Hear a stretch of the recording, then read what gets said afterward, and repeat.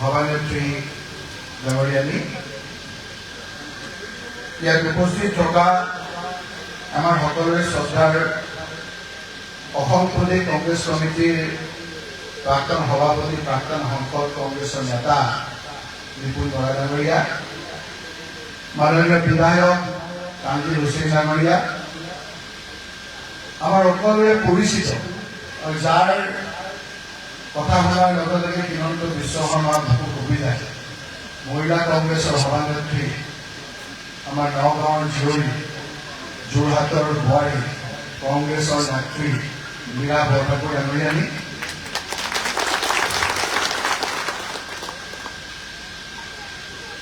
শিৱামণি বৰা আমাৰ সকলোৰে পৰিচিত, খুব দিনীয়ালৈকে আমাৰ বিধায়িকা আছিলে। এই সমষ্টিৰে বিধায়ক থকা অৱস্থাত এই অঞ্চলত যথেষ্ট কাম কৰিছিল চমুৱা ডাঙৰীয়া ডক্টৰ। আমাৰ জিলা পৰিষদৰ যদিও আজি বৰাজনৰ 2জন জিলা পৰিষদ, আমাৰ প্ৰায় 4জন জিলা পৰিষদে ইয়াত উপস্থিত আছে। আঞ্চলিক পঞ্চায়তৰ নিৰ্বাচিত প্ৰতিনিধিসকল, পঞ্চায়তৰ প্ৰতিনিধিসকল, মোৰ অতি আদৰৰ মণ্ডল কংগ্ৰেছৰ সভাপতিসকল, আৰু আজি আমি স্পেচিয়েলি মাতি অনা সামাজিক মাধ্যমৰ মূল গুৰিধৰিতাসকল, বুথ কমিটিৰ সভাপতি আৰু বুথ কমিটিৰ লগত অহা আমাৰ কংগ্ৰেছৰ নেতৃবৃন্দ, মই অনুৰোধ কৰিম আজি আপোনালোকক অকণমান দীঘলীয়া হ'ব, কিন্তু অকণমান ধৈৰ্যৰে শুনিব লাগিব। এইখন লাজহুৱা সভা নহয়। আপোনালোক এতিয়া পাব্লিক নহয়, দৰ্শক নহয়, আপোনালোকৰ কংগ্ৰেছৰ নেতা, কংগ্ৰেছৰ নেত্ৰী। আপোনালোকে বুথ সন্মিলনত অংশগ্ৰহণ কৰা, আপোনালোকে কংগ্ৰেছৰ 3 নম্বৰ পৰ্যায়ৰ নেতা আৰু নেত্ৰী। মই যে আজি সাংসদ হৈছো, মোৰ যে এতিয়া আমাৰ নতুন আৰু আমাৰ তাপাদাৰে ক'লে যে মই বহু ভোটত জিকিছো, মই জিকা নাই, এই বুথ কমিটিৰ সভাপতিজনে ভালকৈ কাম কৰাৰ কাৰণে, মণ্ডল কংগ্ৰেছৰ সভাপতিসকলে ভালকৈ নেতৃত্ব লোৱাৰ কাৰণে, জিলা পৰিষদ আৰু পঞ্চায়ত আমাৰ বাকী কংগ্ৰেছৰ কৰ্মীসকলে ভালকৈ কাম কৰাৰ কাৰণেই ৰাইজে মোক জিকাইছে। নামটো মোৰ হৈছে আচলতে নেতা নেত্ৰী আপোনালোক। যেতিয়ালৈকে আমাৰ কংগ্ৰেছৰ নেতাসকলে আমিবিলাকে সেই কথাবিলাক বুজি পাম, তেতিয়ালৈকে আমাৰ কংগ্ৰেছ দলটো কোনো একো কৰিব নোৱাৰে। যি ঠাইতে আমি কংগ্ৰেছৰ নেতৃবৃন্দক 3 নম্বৰ পৰ্যায়ৰ কংগ্ৰেছৰ গুৰুত্ব নিদিম, তেতিয়াই আমাৰ অৱস্থা বেয়া। সেইকাৰণে ৰাহুল গান্ধী ডাঙৰীয়াই টেলেণ্ট চাৰ্চ কৰি 3 নম্বৰ পৰ্যায়ৰ পৰা লোকসকলক বিচাৰি উলিয়াই আজিৰ কংগ্ৰেছত কেনেকৈ টেলেণ্ট হয়, যেনেকৈ আমাৰ কিছু ল'ৰা মানুহে খুব ভালকৈ পঢ়া শুনা কৰে, জানে বা মানুহৰ লগত থাকে, সেই লোকসকলক বেছি প্ৰাধান্য দিছে। আপোনালোকৰ মনত আছে যেতিয়া তানজিল হুছেইন কংগ্ৰেছৰ প্ৰাৰ্থী হিচাপে নতুন সামগ্ৰী সমষ্টিত যেতিয়া প্ৰচাৰ চলাইছিল, তেতিয়া কংগ্ৰেছে কৈছিল, আমি কৈছিলো যে আমাৰ যদি চৰকাৰ হয় আমি 5টা কাম আপোনালোকক প্ৰাধান্য দিম, 5টা কাম আমি আপোনালোকক কথা দিছো, 5টা আপোনালোকক এচুৰেঞ্চ দিছো, 5টা কাম আমি জিকিলে কৰিম। এতিয়া যিহেতু আমাৰ চৰকাৰ নহল, সেই কথাখিনি আজি আমাৰ ইমান গুৰুত্ব নাই। কিন্তু আপোনালোকে যদি চাই, তাৰ লগত তানজিল হুছেইনে আছুতীয়াকৈ এটা লিখিছিল, মোক যদি আপোনালোকে প্ৰতিনিধিত্ব কৰাৰ সুযোগ দিয়ে, তেতিয়াহ'লে মোক ভোট দিয়া, মোক ভোট নিদিয়া সকলোকে মই এনেধৰণৰ এটা প্ৰতিনিধিত্ব কৰিবলৈ বিচাৰিছো, য'ত 126টা সমষ্টিৰ ভিতৰত সামগ্ৰিক সমষ্টিৰ ৰাইজ আজি একেবাৰে উচ্চ শিখৰত থাকিব পাৰে। তেনেকৈ এইকেইটা কাম কৰিম বুলি মই প্ৰতিশ্ৰুতি দিছো। তাৰ ভিতৰত এটা আছিলে যে আমি উঠি অহা চাম, যিসকলৰ ভোট নাই,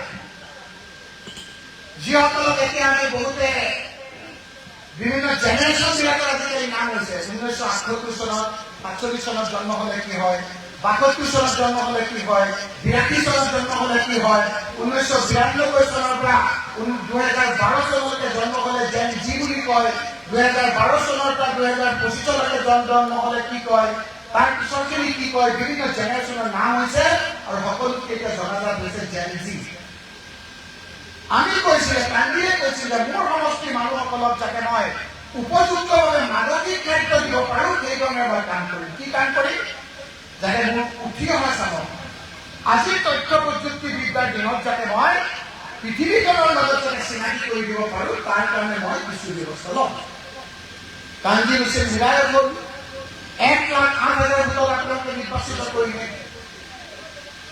তেওঁলোকে কি কৰিলে আপোনালোকক সামগ্ৰী সমষ্টিত 25টা পঞ্চায়ত 25টা পঞ্চায়তৰ প্ৰত্যেকটো পঞ্চায়তৰ পৰা 10জন ল'ৰা এই টাইম টেনৰ ল'ৰা ছোৱালী মাতি আনি একত্ৰিত কৰি 25টা পঞ্চায়তৰ একত্ৰিত কৰি সুদূৰ ডিব্ৰুগড়ৰ পৰা এজন আজিকালি দেখিছে ছচিয়েল মিডিয়াত মানুহ কৰাৰ কাৰণে বহুতো আপোনাৰ আমাৰ IAS IPS ACS এই লোকসকলকো মানুহ হিচাপে গঢ় দিবৰ কাৰণে ছচিয়েল মিডিয়াত আজি পৃথিৱীত কিছুমান ক্লাছ হয় সেইসকলৰ মানসিকভাৱে আমাক পৰিৱৰ্তন কৰি আজিৰ পৃথিৱীত মানুহ কৰা প্ৰকৃত মানুহ কৰাৰ প্ৰস্তুতিৰে যি ধৰণৰ এটা আয়োজন কৰে তেনেকুৱা এজন ব্যক্তিক আমি ডিব্ৰুগড়ৰ পৰা মাতি আনিছিলোঁ যিজনৰ নাম আছিল পাৰ্থ ছাৰ বুলি খ্যাত আপোনালোকে মোবাইলটো চালে এইটোও ক'ব পাৰ্থ ছাৰ বুলি যিজন পাৰ্থজ্যোতি বৰা তেওঁক মাতি আনি আমি চিনিয়ৰী ব্লক কংগ্ৰেছৰ লৰিমুখত আমি আপোনালোকৰ ল'ৰা ছোৱালীবিলাকক এটা ক্লাছ কৰিছিলোঁ নে নাই বিভিন্ন ধৰণে প্ৰচাৰ হৈছিল একেলগে চাৰ্টিফিকেট দিছিলোঁ তেখেতৰ চাইন আৰু কাঞ্জিৰৰ চাইন দি আজিৰ তাৰিখত কি গুৰুত্ব আছে নাই নাজানো কিন্তু তাৰ পৰা অন্ততঃ 10জন ল'ৰা ছোৱালীয়ে আজিৰ এই পৃথিৱীৰ হেঁচা ঠেলা পিছতে যিটো হিংসা এই কথা বতৰাবিলাকত প্ৰকৃত মানুহ কৰাৰ ক্ষেত্ৰত যে কাঞ্জি হুছেইনে বিভিন্ন ধৰণৰ প্ৰচেষ্টা চলাইছে পৰৱৰ্তী সময়ত এই কথাবিলাক চৰ্চা হ'ব আৰু যিসকলে বুৰঞ্জী লিখে এই বুৰঞ্জীত তেখেতৰ এইবিলাক কথাবিলাক ঠাই পাব দ্বিতীয়তে আমাক কৈছিলোঁ যে বিভিন্নজনে কয় আজি কোনো ৰাজনৈতিক কথা ক'ব খোজা নাই যে কিছুমান আমি কংগ্ৰেছৰ সকলো জাতীয় মানুহ 6 জনগোষ্ঠীয়ে জনজাতি পোৱা নাই তাৰ কাৰণে ফাইট কৰিম কি কাৰণে মানুহক 351 টকা দিম বুলি কৈছিল মাহ দৈনিক সেইটো কাৰণে ফাইট কৰিম লগতে আমি সকলো জাতি জনগোষ্ঠীৰ উন্নয়নৰ কাৰণে আমি কাম কৰিম কিন্তু কিছুমানে কয় যে কিছুমান মানুহক যোৱা 5 বছৰ মই বহুত শাস্তি দিলোঁ কৈছিল নহয় অত্যাচাৰ কৰিলোঁ এই 5 বছৰত মই তেওঁলোকৰ কামি হাৰ ভাঙি দিলোঁ কৈছিল নহয় কৈছিলে না কামি হাৰ মানে কি আপোনালোকক আমাক কাৰোবাক থিয় কৰাই পেলাই পিঠি কাঢ়ি কামি হাৰ ভাঙিব নেকি সেইটো নহয় কামি হাৰ ভাঙা বুলি ভাবে কাৰণে অৰ্থনৈতিকভাৱে এনেধৰণৰ এটা অৱস্থা কৰিব যাতে আপোনালোকৰ ল'ৰা ছোৱালীলৈ খোৱা বোৱাৰ কাৰণে আপোনালোকৰ অসুবিধা হয় সেইকাৰণে আমি কিছুমান চেষ্টা কৰিলোঁ কি চেষ্টা কৰিলোঁ বৰ্ণিহাট বুলি কয় শ্বিলঙৰ ওচৰৰ এঠাই কিছুমান চাইণ্টিষ্ট কি চাইণ্টিষ্ট তেওঁলোক যে ছাগলী পালন কৰাৰ কাৰণে শিকায় ছাগলী পালন কৰাৰ কাৰণে চাইণ্টিষ্ট আছে তাত তেওঁলোকক মাতি আনি পেলাই প্ৰত্যেকটো মণ্ডলৰ 10জন মাতি নি আমি এটা ট্ৰেইনিং কেম্প কৰিছিলোঁ নে নাই আৰু সেই ট্ৰেইনিং কেম্পত আপোনালোক আমিও ট্ৰেইনিং লৈছিলোঁ নে নাই কি শিকাইছিল আমাক এইটোৱে শিকাইছিল যে আমাৰ অসমত ছাগলীৰ সংখ্যাটো কমি গৈছে আমাৰ ডেপুটি লিডাৰ চিনি পাই বোলে জেপি দাস তেখেতো আহি আপোনালোকৰ মাজত শিকাইছে ছাগলী এখানে বুক কৰে চাও কেউ বক্তৃতা দিব ছাগলী কেনেকৈ পালন কৰিব লাগে আমি বিচাৰি বৰ্ণিহাটৰ পৰা 5জন আমি সাইন্টিষ্ট মাতি আনিছোঁ নহয় এইখিনি এমএলএ কৰবাত ছাগলী পোহাৰ কাৰণে শিকাই নেকি আমি শিকোৱাৰ এইকাৰণে বিচাৰিছোঁ যে কিছুমান ক্ষেত্ৰতে আমাৰ বক্তৃতা অহাৰ লগে লগে এনেকুৱা এটা পৰিৱেশ সৃষ্টি কৰে হিন্দু মুছলমান সেই কথাবিলাক যাতে নাইকিয়া হৈ যায় ছাগলী পুহিলে আমি ছাগলীৰ দ্বাৰা সেই আমাৰ অনিলটো যে নাইকিয়া কৰিব পাৰোঁ সেই কথাবিলাক আগত ৰাখি ছাগলী কেনেকৈ পুহিব লাগে তাৰ ট্ৰেইনিং আমি দিলোঁ নে নাই আমি সকলোৱে ট্ৰেইনিং লৈছোঁ নে নাই সকলোৱে এখন চাৰ্টিফিকেট দিছোঁ যে কম পইচা এজন মানুহে ৩,০০০-৪,০০০ টকাৰে যদি এটা আমাৰ অসমৰ ছাগলী পোহে তেতিয়াহ'লে ছাগলীয়ে বছৰত দুবাৰকৈ পোৱালি দিয়ে। একেবাৰে কম পইচাত থকা মানুহটো ঘৰখন ভালকৈ চলিবৰ কাৰণে আমি অকল উপাৰ্জন কৰি ঘৰখন চলিব পৰা অৱস্থাত আমি কৰিব পাৰোঁ। কোনোবাই যদি ৪,০০০কৈ 10টা ছাগলী পুহিব পাৰে তেতিয়াহ'লে তাৰ ঘৰখন ভালকৈ তেওঁৰ ঘৰখন ভালকৈ চলিব। সেই কথাখিনি আমি শিকাইছিলে নে নাই? তাৰ দ্বাৰা যিসকলে কামিয়াৰ ভাঙিম বুলি কৈছিলে তাৰ অৰ্থনৈতিক যাতে কামিয়াৰটো ভাঙিব নোৱাৰে সেই কথাখিনি আমি ঘৰখন যাতে ভালকৈ চলিব পাৰে তাৰ ব্যৱস্থাৰ কাৰণে MLA ডাঙৰীয়াই এই ধৰণৰ ব্যৱস্থা লৈ সেই চাইণ্টিষ্টসকলৰ দ্বাৰা স্বাক্ষৰিত কৰি আপোনালোকক এখন চাৰ্টিফিকেট দিছে নে নাই? আজিৰ তাৰিখত বুজি নাপাব। এটা সময়ত এই ছাগলী পোহাৰ এটা জাগৰণ আহিব মই ক'লো। এই জাগৰণে আমাৰ মানুহৰ অৰ্থনৈতিকভাৱে বিভিন্ন ধৰণে তলতীয়াল কৰিব। সেই ধৰণে আমি যুঁজিব লাগিব। আৰু তাৰ সময়ত এই বক্তৃতা ঈদৰ সময়ত যিবিলাক আমাৰ খুচুৰা কথাৰে আমাৰ মাজত বিভাজন আনে এই বিভাজনটো লাহে লাহে লাহে লাহে লাহে লাহে নাইকিয়া হৈ পৰিব। কথাখিনি বুজি পাইছে? কৰিছিলে নে নাই? তাৰ পিছত কেইদিনমানৰ আগত আমাৰ নতুন আৰু আমাৰ নতুনক লগত লৈ কান্দি লৈছেনে 2টা ব্লকত দুখন আমাৰ মিটিং কৰি চেঞ্চাছৰ অংক কৰিলে নাই? চেঞ্চাছটো আজি কি দৰকাৰ আমি কংগ্ৰেছে ইয়াত পাতিবৰ কাৰণে? অসমত কৰবাত চেঞ্চাছৰ কাৰণে সেইদিনা গৌৰৱ গগৈ ডাঙৰীয়াই ভিডিঅ' কনফাৰেন্সৰ যোগেদি আমাৰ জিলা কংগ্ৰেছৰ সভাপতিসকলক পতাৰ বাহিৰে কোনো ৰাজনৈতিক দলে চেঞ্চাছৰ কথা পতা নাই। চেঞ্চাছ আপোনাৰ হ'ব, কিন্তু কংগ্ৰেছৰ এটা দায়িত্ব আছে। সেইকাৰণে এই ৰিপুণ বৰা ডাঙৰীয়াক আগতে মই মনত কৰিম যে যেতিয়াই কংগ্ৰেছ বিভিন্ন ধৰণৰ ৰক্ষা বিপদ আহে, আজি বানপানী আহিছে কংগ্ৰেছ উবুৰি খাই পৰিছে, বিভিন্ন ক্ষেত্ৰত মানুহৰ সমস্যা আহে কংগ্ৰেছ উবুৰি খাই পৰে। NRC আহিল এই ৰিপুণ বৰা ডাঙৰীয়া কংগ্ৰেছৰ সভাপতি। বহুতে নাজানে ইতিহাস যেতিয়া কিতাপ লিখিব এই ৰিপুণ বৰা ডাঙৰীয়াক মই ধন্যবাদ জনাম আপোনালোকৰ কাৰণে।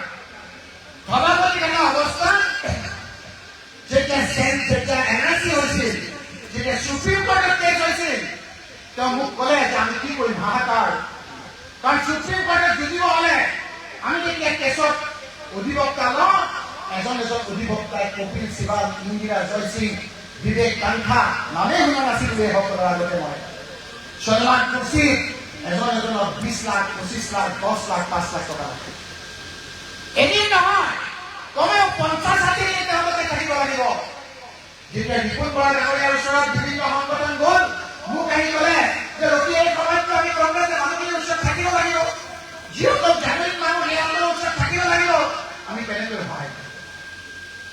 সেই আমাৰ CP যোশী জেনেৰেল ছেক্ৰেটাৰী আছিল। ৰিপুণ বৰা ডাঙৰীয়া নিজৰ চেষ্টাত CP যোশী ডাঙৰীয়াৰ ওচৰত গৈ ৰাহুল গান্ধী ডাঙৰীয়াক ক'লে যে এই সময়খিনিত আমি মানুহক সহায় কৰিবলৈ হ'লে আমি অকল উকিলসকলক কৈ দিব লাগে তেতিয়াহ'লে কম পইচা। একদম দীৰ্ঘস্থানত লোকসভাৰ বিৰোধী দলৰ সেই সময় ৰাজ্যসভাৰ মই চাকি কাৰণে মই ক'ব পাৰিছো ৰাজ্যসভাৰ লিডাৰ এতিয়া আমাৰ লগত নাই, তেওঁৰ মাইণ্ডটো চেঞ্জ হৈছে, গোলাম নবী আজাদ। তেওঁৰ পক্ষত বহি এই ৰিপুণ বৰা, ৰকিবুল হুছেইন, জমিয়তুল আলাইহিন, আনছু আৰু কেইবাটাও সংগঠনৰ মুৰব্বীসকলক লগত লৈ কোন বহিছিল জানেনে? এই কেন্দ্ৰীয় কংগ্ৰেছৰ দীৰ্ঘস্থায়ী নেতা আজি আমাৰ মাজত নাই। আহমেদ পেটেল তাক ৰাহুল গান্ধী ডাঙৰীয়া কৈছিল যে উকিলবিলাকৰ পাতি লৈ আনা। কপিল সিবাল, অভিষেক মনু সিংভি, বিবেক কাংখা, সলমান খুৰছিদ এই লোকসকলক মাতি নি পেলাই কৈছিল যে এই লোকসকলে এতিয়া NRC যুঁজিবৰ কাৰণে পইচা ক'ত পাব, আপোনালোকে অকণমান পইচা কম কৰি ল'ব। সেইকাৰণে মই ৰিপুণ বৰা ডাঙৰীয়াক ধন্যবাদ জনাম। বহুতে নাজানে এই কথাবিলাক। NRC সময়ত কিমান বিপদ হৈছিল এই কথাবিলাক পিছত পাতিম, আপোনালোকে জানে। মই এই কাহিনী এটা সৰু সকলোকে লগত লৈ হাইকোৰ্টৰ এনেকুৱা ধৰণৰ উকিলক লগত লৈ পুৰণা আমাৰ চামগুৰি শিঙিমাৰী অঞ্চলৰ লোকে জানে উকিল লৈ আনি এই বুথ কমিটি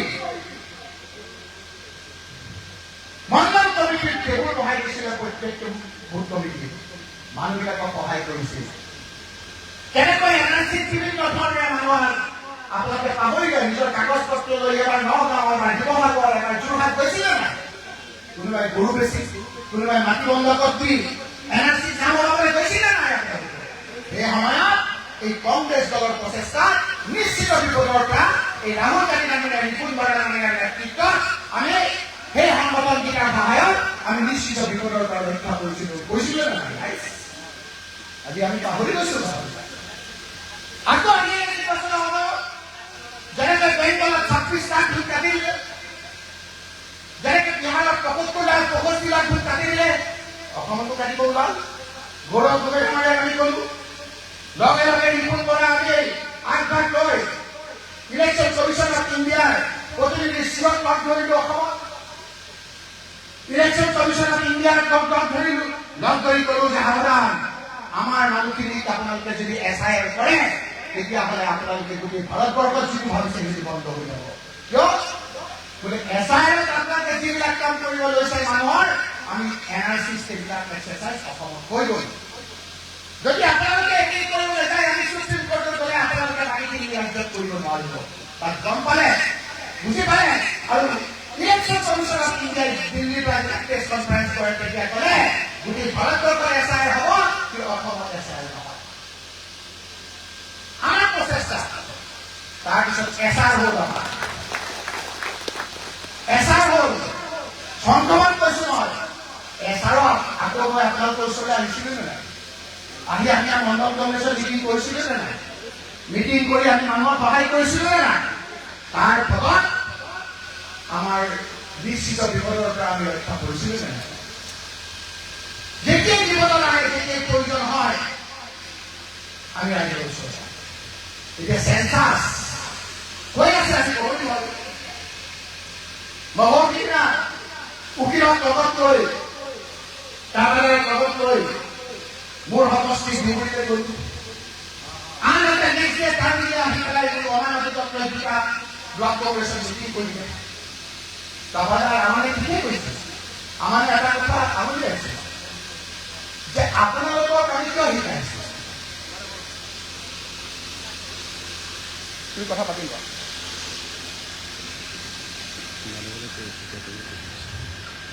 হ'ল মাইকে ডাইভাৰ্ট হৈ যায় না? আমি কিয় কৈছো? এইকাৰণে শিকাই আছে যে আপোনালোকে বুথ কমিটি কংগ্ৰেছৰ নেতা, প্ৰত্যেকটো বুথ কমিটিত গৈ আপোনালোকে নেতৃত্ব ল'ব লাগিব। এতিয়াতো আপোনালোকে কওঁ যে বুথ কমিটিত মই কেনেকৈ কৰিম, মইতো কম্পিউটাৰে নাজানো, মোবাইল কৰাত কৈছো, মই মোবাইলত কম্পিউটাৰ আনিলে নাজানো, সঁচাকৈ নাজানো। আপোনালোকে কি নাজানে? আমাৰ কোনেও নাজানে। এতিয়া নিৰাপত্তাকে বুলি আছে যে মোৰ হাজবেণ্ডে কৰে, কথাবিলাক কৈ অলপ সহজ কাম বুলি বুজাই দিছে। আমাৰতো নাজানে, আপোনালোকেতো নাজানে, এতিয়া হিচাপে আপোনালোকেতো নাজানে, আপোনালোকক শিকাই কি লাভ? মোৰ লাভ আছে। যেনেকৈ আমি নাজানোকৈ আপোনালোকে যদি এতিয়া মই কথা এটা কৈছো, আপোনালোকে যিকোনো কথা এটা ফৰ্ম ফিল আপ কৰিব লাগে, নিজে ফৰ্ম ফিল আপ কৰিব নোৱাৰে, কোনে কৰিব? আপোনাৰ ঘৰত জানাদৰতে কৰি দিয়ে নেকি? দিয়ে নেকি? আপোনালোকে ফেচবুক নাজানে, আপোনালোকে হোৱাটছআপ নাজানে, সময়ত কোনে কৰি দিয়ে? ঘৰৰ কোনোবা এজনে কৰি দিয়ে নেকি? বিভিন্ন কামত অনলাইনৰ ক্ষেত্ৰত আমাৰ কোনোবা নহয় কোনোবা মানুহ ঘৰত কোনোবা এজন নহয় কোনোবা এজনে কৰি দিয়ে নে নিদিয়ে? এই সময়খিনি হ'ল সময়ৰ তাগিদা। যদি সাঁতুৰিব নাজানো, বানপানী আহিলে চেষ্টা কৰো সাঁতুৰি পাৰ হ'ব, কৰিলে নকৰো। প্ৰত্যেকজন মানুহে কোনোবা নহয় কোনোবা সহায়ত চাবলৈ সমষ্টিকে নহয় গোটেইখিনিকে চেল্ফ ইন'ভেশ্যন গণনাত আপোনালোকে অংশগ্ৰহণ কৰক। কিহৰ কাৰণে কৰিব লাগে? এইটো কম্পালচৰি নহয়, মই তোমাকে কৈছো, নকৰিলেও হ'ব। যদি কিবা কাৰণত আপোনালোকৰ ঘৰত গণনা কৰা মানুহজন নাহে, পিছত কিন্তু আপোনালোকে ক'ব নোৱাৰিব যে মই গণনা মানুহ নাহি ক'ত মই সেইকাৰণে নামটো মই নোহোমালো। আপোনালোকে গুৱাহাটীলৈ গ'ল, টাউনলৈ গ'ল, আপোনালোকৰ ঘৰত মানুহজন আহিলে, আপোনাক দেখাই পেলাই গুচি গ'ল, কৈ গ'ল যে মই ইমান সময় ভিজিট কৰিলো নাপালো, তাৰপিছত কি কৰিব? সেইকাৰণে মই কৈছো যে যদিও চৰকাৰীভাৱে এইটো আপোনাৰ গণনাটো বাধ্যতামূলক নহয়, আমাৰ প্ৰত্যেকটো মানুহে এইটো বাধ্যতামূলক কৰি ধৰিব। নিশ্চিত বিপদৰ পৰা ৰক্ষা পাব। গোটেই প্ৰচেছটো এটা মোবাইলটোত আপোনাৰ এটা ফেমিলি এটাই মোবাইল ইউজ কৰিব পাৰে, সহজ কথা। যদি আপোনালোকে টান কৰি দিয়ে, টান নহ'লে সহজ। সেইটো মোৰ ঘৰত মোৰ মই সেইটো ফেমিলি এজনে থাকিব, তাৰ আৰু দুজন প্ৰতি হ'ব নোৱাৰে। এই দুটা বাধ্যতামূলক, এই দুটা আপুনি সলনি কৰিবলৈ নোৱাৰে। কথাখিনি বুজি পাইছে নহয়? পৰৱৰ্তী সময়ত মই কি কৰিব লাগিব কওঁ আপোনালোকক। এই দুটা ঠিক কৰাৰ পাছত যেতিয়া আপোনাৰ যিটো আপোনাৰ নাম্বাৰ দিছে, সেই নাম্বাৰটো টিপাৰ লগে লগে এটা এটাকে চব আহি যাব, অসমীয়াত আপোনালোকক ভাল কৰি দি দিব। কি কৰিব লাগে? ইমান টান কাম নহয়। এই যে আমাৰ নতুন আৰু আমাৰ যে কৈছে যে আপোনাৰ ঘৰ আছে নে নাই লিখিব লাগে, আপোনাৰ চাউলখন কি আছে লিখিব লাগে, লিখিব নালাগে। লিখিব নালাগে, তাত দিয়া আছে আপোনাৰ ঘৰৰ চাউলখন কেঁচা নে পকা, কেঁচাটো টিপ মাৰিলেও লাগিব, পকাটো টিপ মাৰিলেও লাগিব। কথাটো বুজিলে? কোনোটো লিখিব নালাগে, একো লিখাৰ কথাই নাই। তাৰমানে টিপ মাৰিলে হ'ল, আপুনি দেখাই পাব কি কি শুনিছে। যি কি শুনিছে সেই কথাখিনি উত্তৰ আপোনালোকে টিপি টিপি টিপি টিপি দিয়াৰ পিছত 6 নম্বৰ যেতিয়া 39টা মান আপোনাৰ প্ৰশ্ন আহিব, সেইকেইটা যেতিয়া আপোনালোকে ফিল আপ কৰিব, 9 নম্বৰত আপোনালোকৰ আহিব এটা এই চাকৰৰ 11 নম্বৰ কি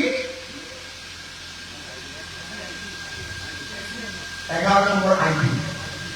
যেনেকে আমাৰ মোবাইলত কিমান থাকে, মোবাইলৰ নাম্বাৰ কিমান? 10টা। মোৰ তাত 5টা, আপোনাৰ তাত 6টা, কাৰণ 8টা নেকি? নহয়, 10টা। ইয়াত এই চাকৰৰ 11টা আইডি। সেই 11টাকো আপোনালোকে ছেভ কৰি থৈ দিব। যেতিয়া ছেভ কৰি থৈ দিব আৰু যেতিয়া আপোনালোকৰ সেই ইনফৰমেশ্যনখিনি তাত থাকিব, যেতিয়া আপোনালোকৰ ঘৰে ঘৰে যোৱা ইনামৰ পিছত আহিব, তেতিয়া ক'ব যে মোৰ এইটো এই চাকৰৰ এইটোৱেই আমাৰ আইডি। তেওঁ যেতিয়া সেইটো পাই গ'ল, তেওঁ তাত টিপাৰ লগে লগে সকলো একেলগে কেৱল এইটো খুচুৰা আমাৰ কিছুমানে কৰিবলৈ আহিছে এই সময়খিনিত ভাষা। মই কেইটামান কথা খোলাকে কম। ব্ৰহ্মপুত্ৰ ভেলীত আমি সকলোৱে অসমীয়া লিখিম, সেইটো আমি কংগ্ৰেছ দলে আমি চেষ্টা কৰিম। অসমীয়া লিখিম আৰু বৰাভেলী যদি কাৰোবাৰ CID আছে এইবিলাক চাই আপোনাৰ সকলোৱে অসমীয়া লিখিম। এইবিলাক কথালৈ তাকো আপোনালোকে বেমেজাৰি কৰিবলৈ আপোনালোকে সুযোগ নিদিব। এতিয়া আমাৰ কাম হ'ল আপোনালোকে ইয়াৰ পৰা গৈ মণ্ডল কমিটিৰ সভাপতিসকল, বুথ কমিটিৰ সভাপতিসকল, আপোনালোকে জানিব নালাগে ইয়াত আপোনালোকৰ আমাৰ লগত ছচিয়েল মিডিয়াৰ বহুত ল'ৰা ছোৱালী আহিছে। আমাৰ প্ৰত্যেকখন গাঁৱত এটা এটাকৈ মোবাইলত ভালকৈ কিবা কিবি কৰা ল'ৰা নাই, হয়নে নহয়? তেওঁক অলপ মৰম কৰি কওক। মই আজি মোৰ ঘৰত মই গধূলি 5টা বজাত মাতিছো যে মোৰ চেল্ফ ইনফৰমেশ্যন কৰি দিয়া। আপোনালোকে নিজৰ ৱাৰ্ডত আপোনালোকে কৰি দিব লাগিব। এটা বুথ চেণ্টাৰত কিমান মানুহ আছে? এটা বুথ চেণ্টাৰত কিমান? 5,000 কিমান আছে? 1200ৰ ওপৰতটো গোটেই থাকিব নোৱাৰে। মইতো চব জানো, সেইকাৰণে কৈ আছো, খৰচা কৰো। 1200ৰ ওপৰতটো থাকিব নোৱাৰে। 1200 ভোটাৰ যদি থাকে, ঘৰ কিমান থাকিব? 5টাকে ধৰক, 200-300ৰ ওপৰত ঘৰ থাকিব নোৱাৰে। 200-300 ঘৰৰ ওপৰত আজিকালি 8 তাৰিখ আমাৰ 1 তাৰিখ থাকে। আমি যদি আপোনাৰ এটা বুথ চেণ্টাৰত যদি এদিনৰ ভিতৰত 30টা কৰো, কাম কিবাটো হৈ যায়, নহয় জানো? এইখিনি কৰক না, ভাল পাব। কোনে ভোট কাৰ্ড দিয়ে দি থাকিব? ভোট চোট যোনে যাক দিয়ে দি থাকিব। এই খুচুৰা কামত যিসকলে কামিয়াৰ ভাঙি দিম বুলি কৈছে, সিহঁতৰ পাৰ্ট লৈছে, এতিয়া পিছত গম পাব। এই ইলেকশ্যনটোৰ কাৰণে হিমন্ত বিশ্ব শৰ্মাই কাপ মাৰি আছে। ইলেকশ্যনটোত পিছদিনা ৰূপটো দেখিব। গতিকে যোদ্ধাৰ দিয়া হ'ব মাৰিব। যিজনে বুজি পাইছে নহয়, এইবিলাক কৰোঁতে দুইডাল মাৰোঁতে যিবিলাকে কৰি থাকে 10 লাখ ভিতৰত থাকে, আইন নাহাৰে। মানুহে বুজি পায়, ভাবে এই দুখীয়া মানুহখিনিয়ে নুবুজে। কোনে আন্তৰিকতাৰে NRCত কাম কৰিছে, কোনে আন্তৰিকতাৰে এছাৰত কাম কৰিছে, কোনে আন্তৰিকতাৰে এই সময়খিনিত আপোনালোকক আহি পেলাই চেঞ্চাছৰ বিষয়ে জনাইছে, কোনে বিভিন্ন বিপদৰ সময়ত আপোনালোকক আছে, আপোনালোকে আমি নাজানিলেও সেই দুখীয়া মানুহজনে সকলোৱে জানে। সেইকাৰণে আজি ইমান হেঁচা চলাৰ ভিতৰতো সামগ্ৰী 1,08,000 ভোটত কাইলতা বেছি পাইছে। সেইকাৰণে বাই ইলেকশ্যনত কেন্দ্ৰীয় দল কাপ পাই আছে আমাৰ তেখেত, বুজি পাইছে নহয়? মানুহে অৱশ্যে বুজা নাই, ঠিকে বুজিছে নে নাই? যিখিনি পইচা পাতি দি আছে চব লৈ লওক আপোনালোকে, কিন্তু আমাৰহে তেওঁ নিজৰ ঘৰৰ পৰাই দিয়ে নেকি? আমাৰহে। আৰু বিধায়ক আছে আপোনালোকৰ, যদি ইয়াত সংসদজন হৈ যায়, এই 2টা দিনৰ পিছত যিসকলে দপদপাই আছে, যিসকলে তেওঁলোকৰ লগত বিক্ৰী কৰি আছে, তেওঁলোকে ভূ-ভাগ চাই থাকিব। এই মুখ্যমন্ত্ৰীয়ে এই MLA আৰু এই MP পাতি তেওঁলোকৰ মতে কাম কৰিব, কোনো চিন্তা নকৰিব আপোনালোকে। দিল্লীত দেখিছে নহয় আপোনালোকে, চৰকাৰ খৰক কৰক কৰিব নহয়। এইটোৱে সময় যে আপোনালোকে ভালকে কামবিলাক কৰক, ভালকে কামবিলাক কৰক, ভালকে অনেষ্টি কামবিলাক কৰক। বুথ চেণ্টাৰত নিজে আপোনালোকে ভালকৈ যাতে ভোটটো ভালকে হয়, বুথ চেণ্টাৰত যাতে আপোনালোকৰ কোনো যাতে ইফাল সিফাল কৰিব নোৱাৰে, সেই দায়িত্ব আপোনালোকে ল'ব লাগিব। সেই পাৰ্টটো আজি বিপুল বৰা আমাৰ এক্সপাৰ্ট তেওঁ বক্তব্য দিব। বুথ চেণ্টাৰত কেনেকৈ ৰাতিপুৱা যাব লাগিব, কি কৰিব লাগিব, পাৰিলে আমি কান্দি 1,08,000 জিকিলে সিমানে জিকিলে অলপ কমিব, বাঢ়িব। আমাৰ মানুহে বুজিছে তেখেতক, কৰে নহয়? আজি পানী কিয় হৈছে দেখিছে, বানপানী কিয় হৈছে? বানপানী আগতে য'ত বানপানী হয়, এইবাৰ তাত বানপানী হোৱা নাই, ঠিক আছে নহয় জানো? তাত হ'ব। এইখিনি কিয় হৈছে? প্ৰথমে ক'লে যে ক্লাউড বাছ, মানে ডাৱৰটো বিস্ফোৰণে ফাটি গৈছে। আমি ভাবিলো হয়, আমি ভাবিলো যে মুখ্যমন্ত্ৰী ইয়াত কি কৰিব, ভগৱান আল্লাই যদি ডাৱৰটোকে ফাটাই দিয়ে তেতিয়াতো তাত বানপানী হ'বই। যেতিয়া দেখিলে যে এই কথাবিলাক ধৰা পৰি গ'লো, 2 দিন পিছত কৈছে ক্লাউড বাছ নহয়, ক'লে নাই? ক্লাউড বাছ নহয় যদি কিহৰ বাছ? এইটো হ'ল মানুহে সৃষ্টি কৰা বানপানী, মানুহে সৃষ্টি কৰা বানপানী। আজি আপোনালোকৰ ঘৰৰ ভেটিটো ওখ কৰে, ৰাস্তাটো বনোৱাৰ লগে লগে ওখ কৰে নকৰে? কিয় কৰে? সহজ কৰা, যাতে ৰাস্তা পানীটো ঘৰত নাযায়, হয় নহয়? তাত আকৌ কিছুমান বাহিনীয়ে নিজৰ ঘৰখনত খালটো কাটি দিছে যাতে নাগালেণ্ডৰ পৰা পানীটো তাত আহিব পাৰে। হয়তো বুজি পালে? সহজ কথা। গোটেই পাহাৰবিলাক তলত দেখি আছে, তলটো খালি, কয়লা খানি খানি খানি খানি তাত গোটেইবিলাক পুখুৰী কৰি লয়। যিবিলাক ডিব্ৰুগড় বুলি কয় নদী, তাত খানি খানি খানি খানি নাইকিয়া কৰি পেলালে। এইবিলাক বাদ দিয়ক, বাদ লাগিব তেওঁলোকৰ। তাৰপিছত বানপানী নহয়, এইটো মানুহৰ কি বিপদ হৈছে আপোনালোকে তাত গৈ পাৰে। কাৰণ কিছুমান মানুহে বানপানী দেখিছে। শিমলুগুৰি এটা পৰিয়ালৰ তাত গ'লো, ল'ৰা ছোৱালী হৈ আপোনাৰ দুটা বুক হৈ আছে, মোক নামানি ক'লে যে দাদা আপুনি আহিছে, আমি ভাল পাইছো, এই সময়ত বিপদবিলাক চাওক। যদি ছোৱালী এটা ল'ৰা ভাবে বোকা তেনেকুৱাতে মোৰ লগত মানে এজন কংগ্ৰেছৰ নেতাই ক'লে যে তোমাৰ ঘৰততো মই ৰাতি 8টাত ফোন কৰিছিলো। বোলে হয় দাদা, আপুনি 8টাত ফোন কৰিছিলো, তুমিতো কৈছিলা যে বানপানী আমাৰ তাত হোৱা নাই। বোলে মই কৈছিলো 8টা বজাত ৰাতি আমাৰ তাত বানপানী নাই, 9টাত পুনৰ শুই থকা অৱস্থাত এনেকুৱাকে বানপানী আহিল। আমাৰতো বিচনাখন উঠাই মেলি নিলে, খুব কষ্ট কৰি এখন গাড়ী লৈছিলো, খাওক গাড়ীখন নিলে ক'ত পেলালে, পানী উঠাই একেবাৰে বাঁহৰ তলিত গাড়ীখন লৈ গৈছিলো। ভাবিব নোৱাৰে আপোনালোকে কি দুৰ্দশা হৈছে এইবিলাক। আমাৰ মানুহৰ সৃষ্টি ভাত নালাগিব নেকি কওকচোন? দুটামান পইচাৰ কাৰণে কৰিব লাগে।